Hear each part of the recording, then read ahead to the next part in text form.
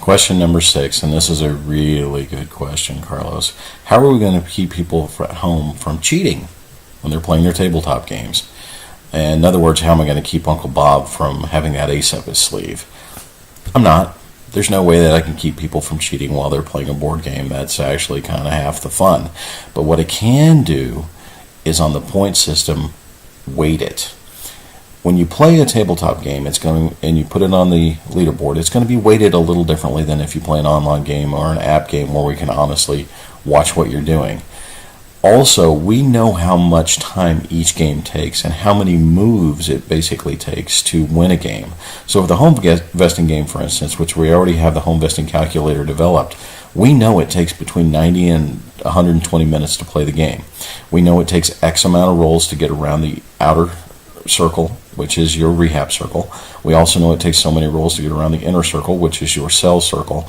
And we have set the system up to where there are checks as you go along that are going to make sure that people are actually playing the game.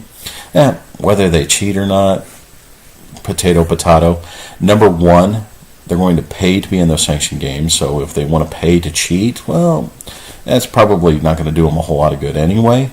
But we are going to incentivize people for playing, because when they play, they're also going to get in-game gold. That in-game gold can be transferred into jabloons. So we have a stock ticker that goes across the top of our website and the top of our app that basically says how many in-game gold are worth a jabloon. So for instance, right now it takes 5,000 in-game gold to get a jabloon. So kind of like a pinball machine, the more you play, the more free games you get.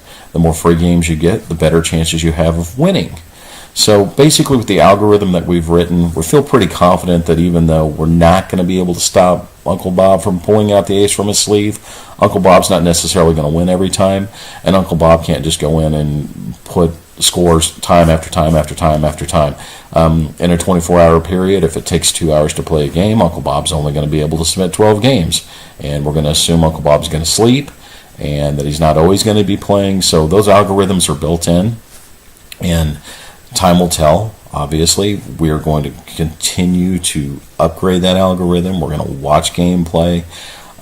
So our commitment to the Golden Joe's community is we're going to do everything we can to make sure people can't cheat. And I think that pretty much answers it.